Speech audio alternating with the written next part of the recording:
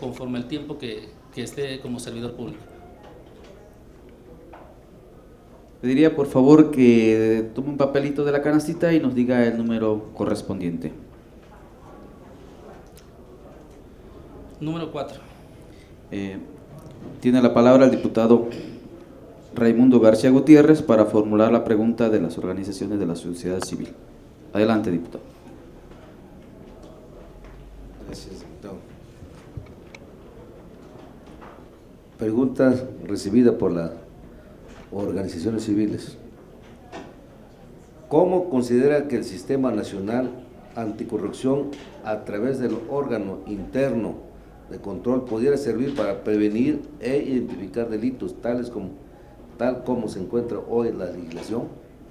Bien, la Ley Nacional Anticorrupción, Sistema Nacional Anticorrupción, con coordinación con el órgano interno de control, tiene que trabajar de manera coordinada, así lo establece la ley, de manera coordinada con las entidades federativas, los municipios, en los tres niveles de gobierno. Los tres niveles de gobierno deben de trabajar de manera coordinada. Eso es lo que señala la Ley Nacional Anticorrupción y exhortarlo también, en este caso, el órgano interno de control para darle seguimiento y trabajar de manera coordinada.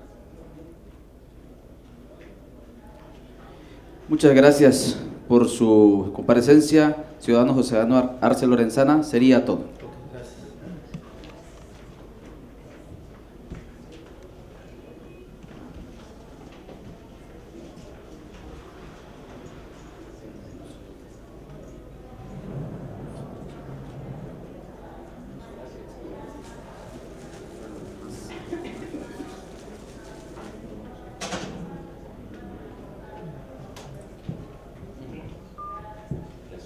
Hello.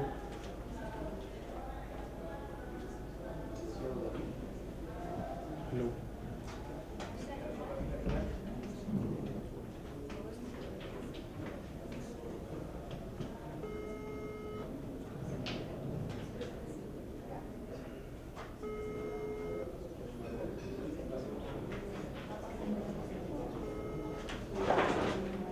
Pablo.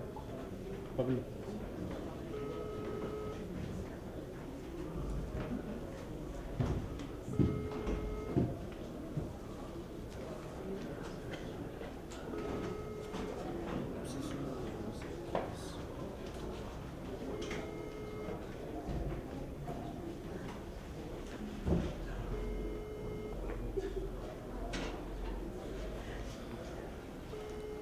Buenas tardes, ciudadano David Aguilar Rodríguez. Bienvenido.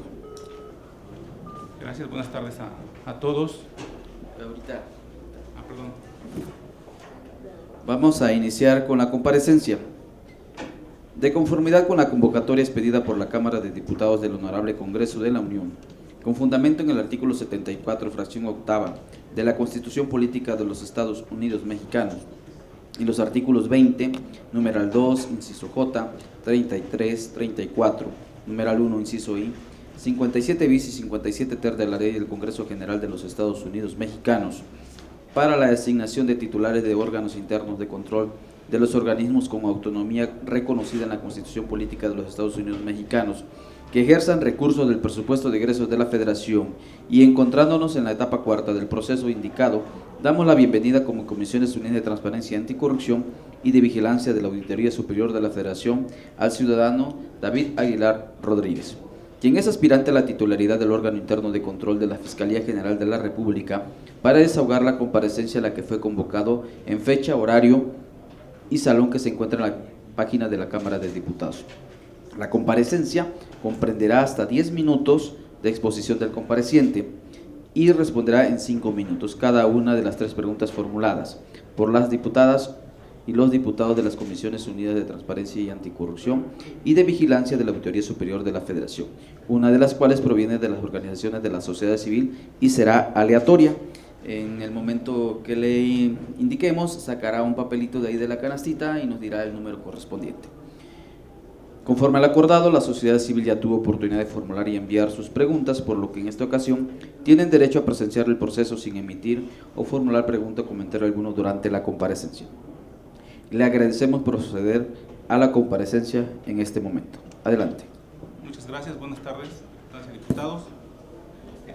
El tema que voy a exponer tiene que ver con algunas áreas de oportunidad que vislumbro para el cometido que tiene el órgano interno de control de la Fiscalía General de la República.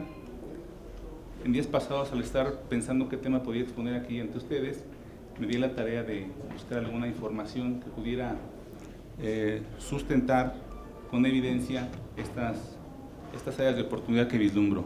Preparé para ustedes alguna información estadística muy gráfica, y si me ayudas, que creo que abona a que ustedes tengan una visión general sobre cuál es el estado de un tema muy sensible para los ciudadanos, pero también sensible para las autoridades encargadas de cuidar que los servidores públicos se conduzcan de manera adecuada y conforme a la normatividad en la materia. Dicen por ahí que el busca encuentra, y me di la tarea de buscar alguna información sobre denuncias y encontré en el portal de la Secretaría de la Función Pública alguna información para los años 2012 a 2019, para el primer trimestre. La primera diapositiva que tienen ustedes en sus manos la voy a comentar muy rápidamente para después pasar a explicar otras dos más y centrarme después en las áreas de oportunidad. Para el periodo comprendido de 2013 a 2018, que podríamos tomar como el periodo de la pasada administración del gobierno federal, tenemos que se registraron un total de 163.335 denuncias.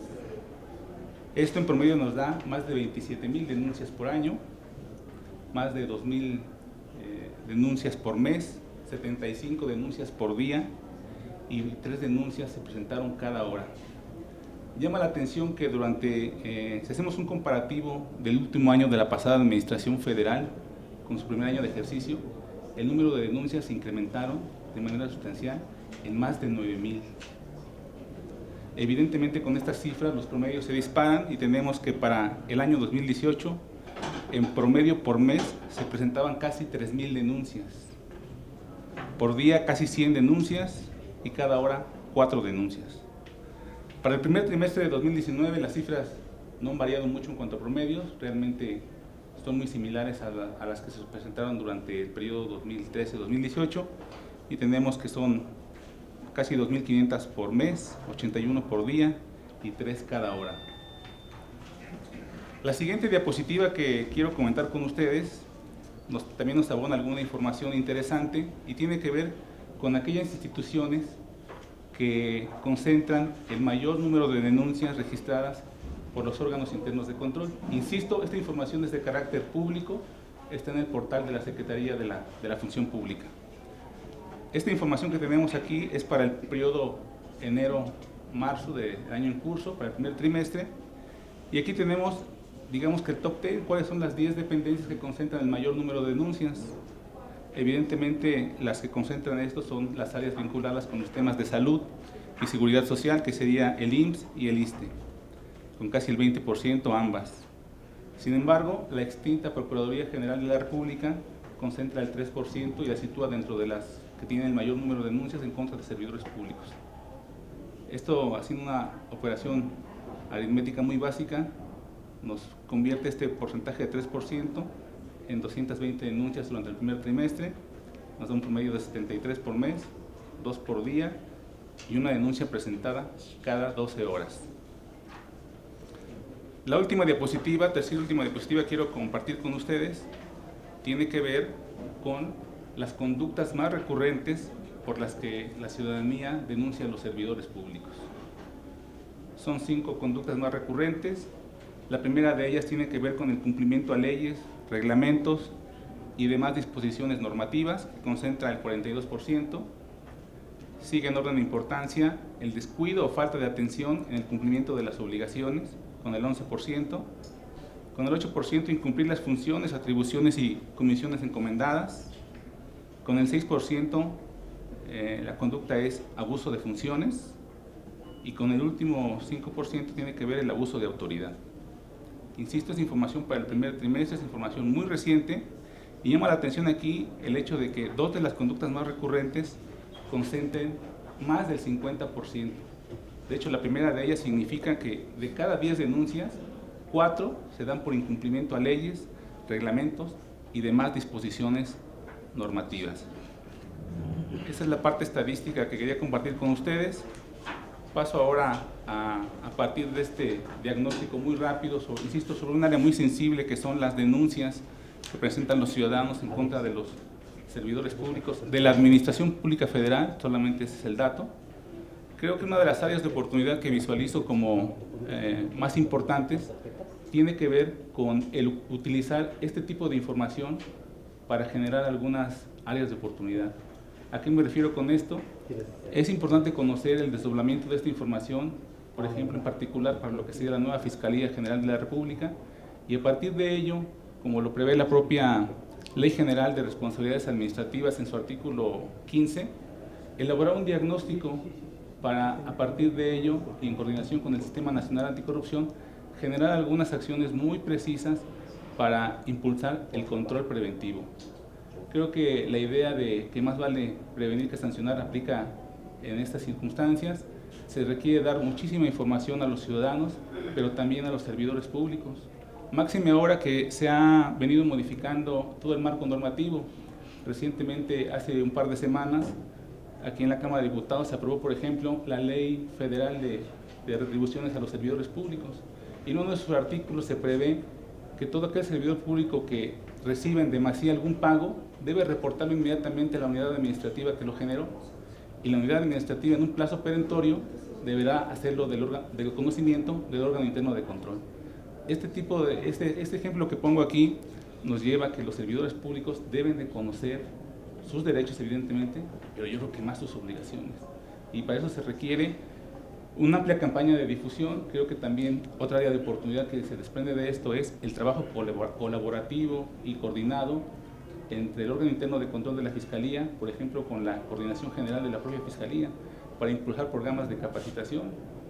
En días pasados, el titular de la Fiscalía emitió un acuerdo por el que se echa a andar prácticamente el sistema de profesionalización. Hay un acuerdo del 1 de marzo.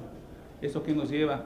A que se tendrán que revisar pues, los procesos de reclutamiento, de selección, de controles de confianza, y creo que un área de oportunidad buena sería que todo aquel servidor público que se incorpore reciba un curso expedito y muy rápido sobre las responsabilidades que tiene en su quehacer cotidiano. Finalmente, otra área de oportunidad creo que es importante para la ciudadanía, pero también para las autoridades encargadas de vigilar que los servidores públicos se conduzcan de manera adecuada, tiene que ver con la incorporación de las tecnologías de la información. Afortunadamente se han dado pasos importantes hacia adelante con las distintas plataformas digitales que ya hay en el Sistema Nacional Anticorrupción, también las plataformas que se tienen en la Secretaría de la Función Pública, en la propia Auditoría Superior de la Federación, pero se requiere pensar más en el ciudadano. Pienso, por ejemplo, en la posibilidad de desarrollar alguna aplicación que le permita de manera muy expedita desde su teléfono generar una denuncia en un formato ya muy bien trazado, que llegue y después que entre el proceso normal de ratificación, todo el proceso que contempla la propia normatividad, pero se requiere dotar al ciudadano de mayores herramientas para que esté atento y sea un elemento coadyuvante con las autoridades fiscalizadoras y auditoras. Es una exposición muy rápida. Yo en mi carta de exposición de motivos traté algunos otros temas, pero creo que, insisto, este es un tema muy sensible, el tema de las denuncias. Yo no sé si sean pocas o muchas el hecho de que la pasada administración federal haya tenido 163,000 denuncias, ¿sí? Podría ser un indicador, pensar en bajar esos índices y que en lugar de que se presenten 3 denuncias cada hora, pues pasemos a que se presente a lo mejor una cada tercer día, ¿no? Pues ese sería un estado ideal. Hasta aquí mi intervención. Quedo atento a sus preguntas y sus cuestionamientos. Muchas gracias por su atención. Muy bien, tiene la palabra la diputada Inés Parra Juárez para formular la primera pregunta. Adelante. Buenas tardes, David. Buenas tardes. ¿Es usted partidario de las acciones preventivas o punitivas para erradicar el problema de la corrupción? ¿Cuál y por qué? La propia normatividad que rige el Sistema Nacional Anticorrupción, la Ley General de Responsabilidades Administrativas, prevé estas dos alternativas. pero curiosamente la propia Constitución, la Carta Magna y las leyes a que he hecho alusión ponen como primer dique el tema de la prevención. Yo creo que es muy clara la normatividad en el tema de las sanciones punitivas, incluso aquellas que implican alguna cuestión económica o resarcitoria, y yo creo que las dos se deben aplicar siguiendo los criterios que marca la normatividad. Yo creo que es uno de los principios fundamentales. Yo soy partidario del tema del control preventivo. Insisto, creo que nos falta crear una cultura en favor de la legalidad, del cumplimiento de la norma. Hay alguna idea que dice que el desconocimiento de la ley no exime el cumplimiento. Vamos a darle vuelta a eso. Yo creo que se requiere que la ciudadanía conozca sus derechos, conozca sus obligaciones, las posibilidades que tiene de denunciar a un servidor público que no lo trató bien, que incumplió alguna norma, pero también el servidor público debe estar muy consciente de que debe dirigirse con prudencia, con respeto, cuidar los recursos. Y en ese sentido yo soy partidario primeramente de la parte preventiva, pero evidentemente la ley faculta a los órganos internos de control, me refiero a los organismos autónomos, a aplicar aquella sanción que prevé la norma y que pueden ser desde alguna amonestación, que pueden ser alguna suspensión temporal, alguna inhabilitación o incluso alguna otra sanción punitiva, resarcitoria, que ahora se convierte pues, finalmente en crédito fiscal y quien tiene que recuperar es el propio SAT. Entonces, yo creo que si las dos posibilidades nos otorga la ley, hay que ceñirnos a la ley y impulsar primero acciones de control preventivo y estar conscientes de que aún así la gente que se le dé la información, que se le provean de los recursos a través de capacitación, trípticos, folletos, mensajes, y si aún así los servidores públicos incumplen la norma, hay que aplicar la ley. Hay que aplicar la ley. Muy bien, para la siguiente pregunta tiene la palabra el diputado Raimundo García Gutiérrez. Adelante. Sí, gracias, diputado. Doctor David, hacía usted en su exposición mención de las denuncias. En su actuación como titular del órgano de control interno, ¿se basaría su actuación en base a las denuncias recibidas o en base a unas muestras selectivas que tenga la propia operación de la dependencia? Creo que sí, diputado, muchas gracias.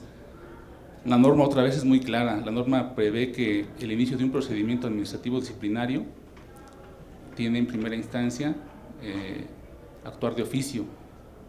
También se puede actuar por alguna denuncia presentada, incluso de manera anónima, que es la mayoría de las veces, particularmente en estas áreas tan sensibles como es la procuración de justicia. Pero también se puede actuar conforme a un programa establecido de auditorías, de revisiones, incluso por alguna recomendación de alguna otra instancia. Me refiero, por ejemplo, a que la Auditoría Superior de la Federación remita alguna denuncia en contra del servidor público. El órgano interno de control, en tanto autoridad investigadora, también la ley es muy precisa para indicarle cuál es el procedimiento que tiene que seguir. Después, como autoridad substanciadora, llevar todo el proceso, los pasos, citar al servidor público, escucharlo, aportar pruebas, fotografías, todo lo que marca la propia norma. Y después de eso también es autoridad resolutora. Por supuesto, también la ley lo dice, esa sería autoridad resolutora en faltas consideradas no graves.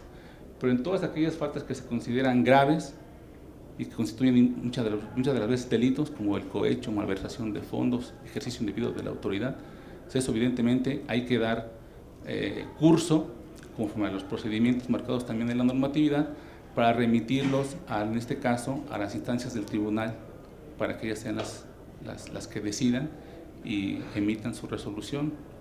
El trabajo del órgano interno de control pues termina cuando manda el expediente aportando todas las pruebas y ya corresponde en este caso a la autoridad competente, cuando se trata de faltas graves, emitir el resolutivo correspondiente. Entonces, insisto, se puede actuar de oficio, se puede actuar por medio de alguna denuncia y se puede actuar conforme al programa que se tenga para revisiones, auditorías, etcétera. Bien, para la tercera pregunta le pediría por favor que sacara un papelito de ahí de la canastita y nos diga el número correspondiente. El número dice que el número 14.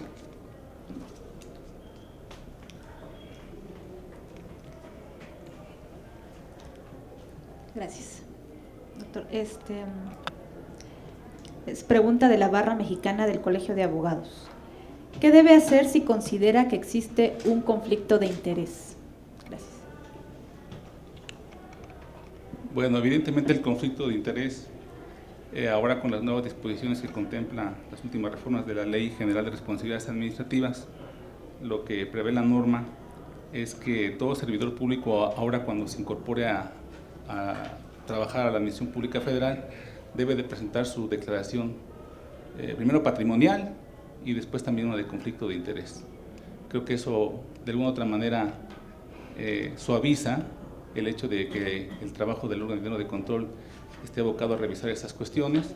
Ahí lo que tendríamos que estar atentos, de hecho una de las responsabilidades que prevé para el órgano interno de control el Sistema Nacional Anticorrupción es mantener actualizada la plataforma digital en la que se alberga esta información. Entonces, pues realmente ahí el trabajo del órgano interno de control correspondería a mantenerlo actualizado, y en caso de que algún servidor público incumpla con esta presentación de conflicto de interés, pues se tiene que desahogar el procedimiento correspondiente, citará al servidor público, pedirle que en su momento aporte esta información. Si no lo hace, bueno, se hace acreedor a algún citatorio y después de ello se desahoga el procedimiento conforme a la norma. Insisto, ahora con la plataforma digital que ya existe, la responsabilidad del órgano interno de control es mantener actualizada esa plataforma, y eso facilita mucho las cosas. Los sistemas ahora permiten emitir reportes, incluso alertas, semáforos, y eso facilitaría el trabajo, evidentemente, del órgano interno de control. Muchas gracias por su comparecencia. El ciudadano David Aguilar Rodríguez, sería todo. Muchas gracias. Hasta luego.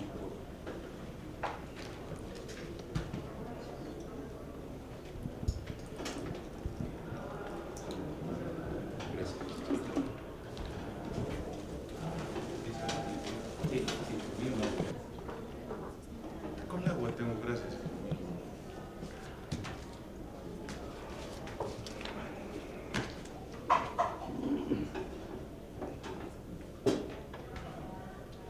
Buenas tardes, Buenas tardes. ciudadano Luis Miguel Martínez Ansúrez, bienvenido. Gracias. Iniciaremos con la comparecencia.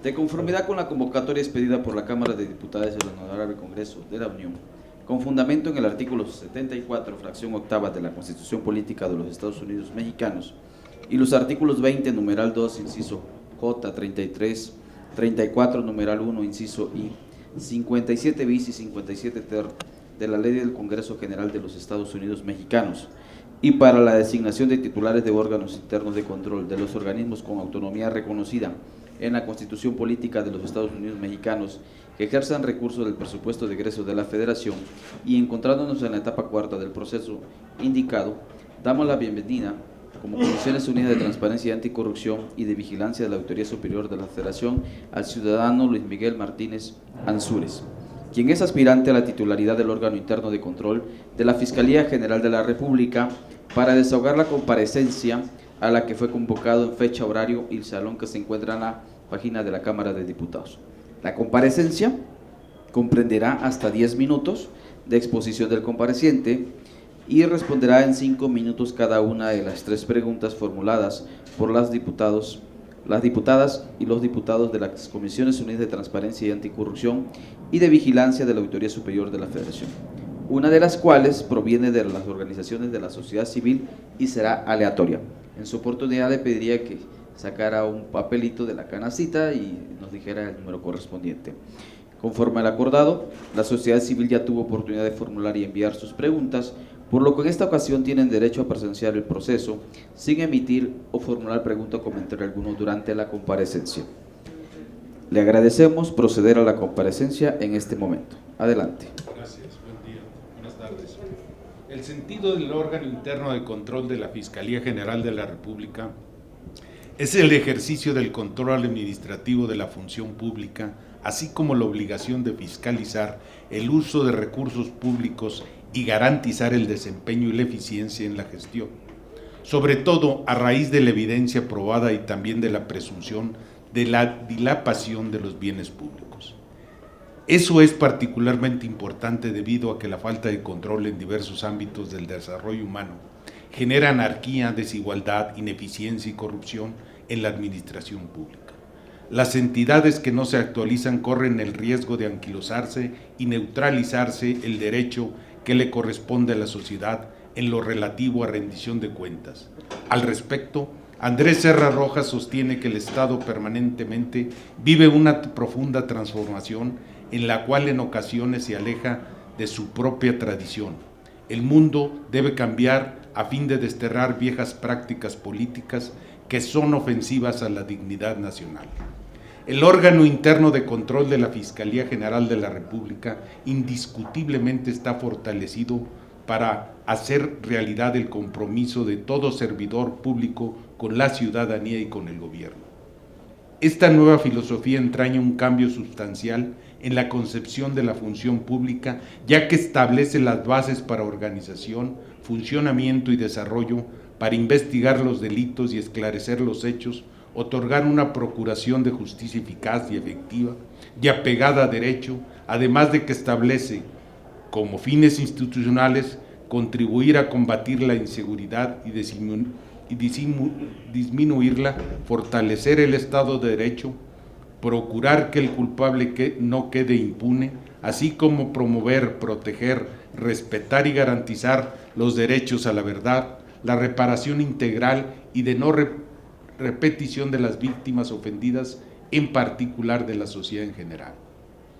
Es por eso que la transformación de la Procuraduría General de la República y la creación de la Fiscalía General de la República supone el imperativo normativo de ejercer a cabalidad las funciones en el ámbito del control administrativo. Sin embargo, al analizar el marco jurídico que sustenta la Fiscalía, se colige que se deberá organizar y coordinar un sistema de control interno para evaluar la gestión gubernamental y sus resultados, así como vigilar el ejercicio del gasto conforme al presupuesto autorizado. Se deberán de igual forma establecer y validar indicadores para la evaluación de la gestión gubernamental. El objetivo es supervisar el control de las atribuciones de la Fiscalía conforme a la tradición del Estado mexicano. La actuación se deberá ceñir escrupulosamente al respecto de las garantías individuales de los servidores públicos para constituirse como un órgano cuyo cometido es la prevención y sanción de las conductas que no se apeguen a los principios de legalidad, honradez, lealtad, imparcialidad y eficiencia que debe regir en el servicio público. La Ley Orgánica de la Administración Pública Federal, en su artículo 37, fracción primera, establece que la Secretaría de la Función Pública es la encargada de organizar y coordinar las actividades del sistema de control y evaluación gubernamental. En este sentido, la administración pública debe realizar una serie de acciones para lograr la satisfacción de los intereses de la colectividad en relación con la prestación del servicio por parte de la Fiscalía. Debe asumir los riesgos que ello implica, abocándose, entre otros, a los siguientes principios. El principio de cambio, que autoriza o obliga a la constante modificación del servicio en rendición de sus propias exigencias. El principio de continuidad, que caracteriza al servicio público, pues debe prestarse sin interrupción. El principio de igualdad respecto a los usuarios o beneficiarios del servicio público. El principio de seguridad, que en varios casos limita las acciones de los particulares mediante el empleo de la coacción. En el ámbito de su competencia, el control y la fiscalización también deben coadyuvar en la conducción responsable, democrática y participativa de los procesos de transición del país hacia una sociedad más justa y más humana, consolidándose el cambio a través de un nuevo marco institucional de la plena vigencia del Estado de Derecho. Ese hecho debe interpretarse como una forma de mejorar el desarrollo humano y administrativo de los servidores públicos. en cuanto a función meramente preventiva, pues en cuanto estén mejor preparados bajo el sistema de capacitación y actualización previstos en dicha ley, se evitarán la dispersión de las actividades y se prevendrán actos y omisiones que pudieran derivar en una responsabilidad administrativa. Genera confianza en un gobierno no es tarea fácil, requiere transparentar todos los órdenes de la administración pública, mantener informada a la sociedad sobre el ejercicio del poder y la operación de las instituciones públicas, dar a la sociedad la capacidad suficiente para formular denuncias y exigir sanciones a los servidores públicos cuando desvíen su actuación del marco de la ley. La función preventiva debe evitar daños causados por la relación de producción inequitativas, la concentración del ingreso, los privilegios y la corrupción que afecta severamente a las instituciones y a los ciudadanos. En todo caso, se debe establecer mecanismos de control y supervisión para evitar que solo se lleve a cabo funciones sancionadoras. El poder preventivo debe estar enfocado a identificar las causas que dieron origen a conductas desviadas, así como promover mecanismos de prevención. En su caso también se tendría que supervisar acciones que eviten su recurrencia. Además, se tendrá que establecer un sistema de evaluación por parte de la ciudadanía respecto a la prestación de servicios y bienes que se ofrecen. De esta manera, se podrá disminuir paulatinamente el número de servidores públicos sancionados en sus diversas modalidades, entre las que destacan suspensión o inhabilitación por causas graves. Conforme a las directrices, se ha dispuesto que se debe abocar a las siguientes funciones preventivas: abatir prácticas de corrupción e impunidad e impulsar las mejoras de calidad en la gestión pública a través de la creación de normas, procedimientos dirigidos a prevenir la discrecionalidad y el abuso de autoridad de los servidores públicos, implementar controles de proceso indispensables para garantizar la realización de sus objetivos encomendados a la Fiscalía, establecer mecanismos y programas en las dependencias y entidades del Gobierno federal que faciliten los esfuerzos integrales y coordinados para lograr la transparencia y el combate a la corrupción, controlar y detectar prácticas de corrupción mediante la identificación de áreas de proceso y servicios críticos susceptibles a corromperse y establecer de métodos de evaluación y seguimiento que permitan determinar de manera periódica el desempeño en la función pública. La ciudadanía exige compromisos de un gobierno que va más allá de una urgencia efímera o que únicamente resuelve problemas inmediatos. Demanda acciones que incidan realmente en la correcta administración de los recursos en las dependencias públicas y erradiquen las prácticas que dañan la imagen de nuestro país, tanto en el interior como en el exterior. La función preventiva de la Secretaría de la Función Pública debe enfocarse a generar una cultura de respeto, legalidad y compromiso de funcionarios. Algunos elementos fundamentales con carácter general se deben incurrir en el ejercicio y control de fiscalización de recursos. Son políticas de control interno, relaciones internas. Es necesario que existan mecanismos adecuados para conseguir el control interno eficaz, tales como son la segregación de funciones, la delegación de autoridad y la política de comunicación al personal, políticas de personal que deben existir, información relativa a la formación y capacitación de personal, así como la política de promoción y planes de carrera, código de conducta en el referente primordialmente sobre las pautas de comportamiento para el propio órgano interno de control que han de seguirse en los temas como cumplimiento de normas, incompatibilidad, confidencialidad, conflicto de intereses de los directivos y programa de auditoría interno. En los informes debe hacerse referencia a los programas de auditoría interna que garanticen una evaluación independiente de los sistemas de control, así como propuestas de procedimientos, mejora y seguimiento de las recomendaciones. Muchas gracias.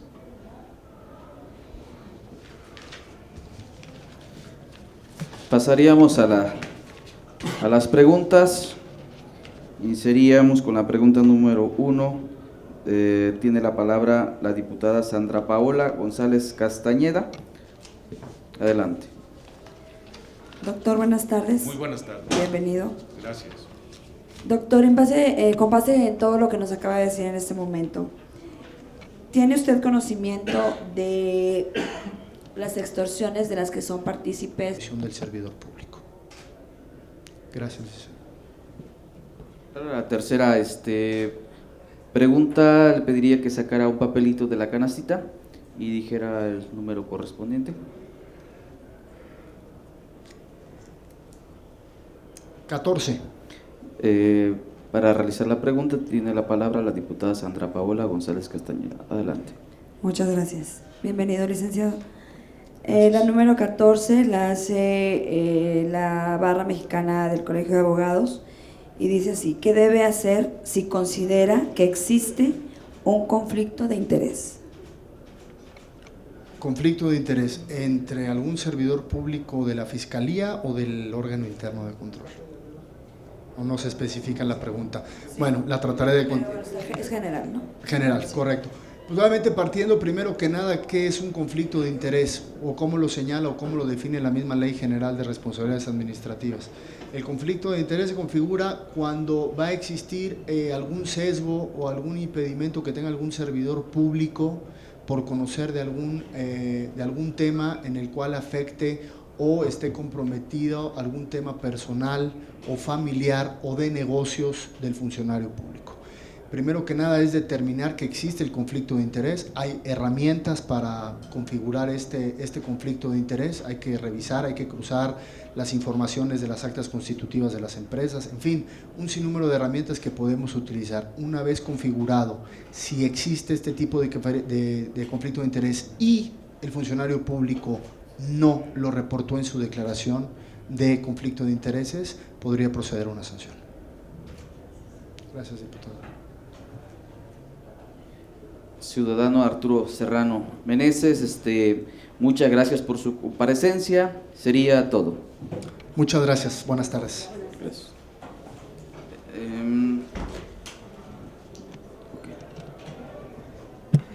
Plan interno de control de la Fiscalía General de la República.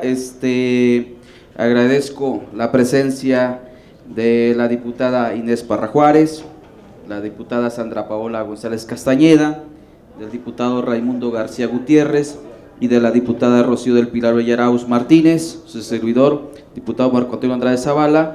Les agradezco infinitamente que hasta el último momento estuvieron aquí, dado que no hemos aún terminado algunas actividades, tenemos por ahí algunas otras, pero pues le dimos prioridad a esto que es muy importante, ¿verdad? Entonces, pues muchas gracias a todos también los presentes que nos acompañaron aquí en este salón. Pues muchas gracias a todos. Hasta luego.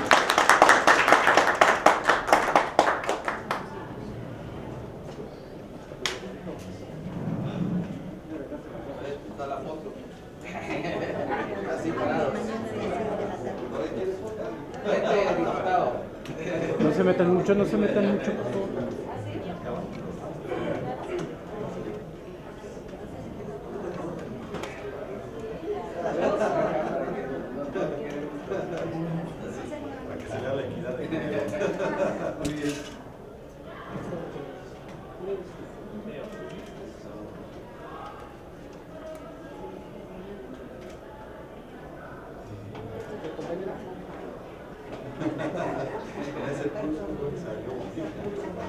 Ah, no.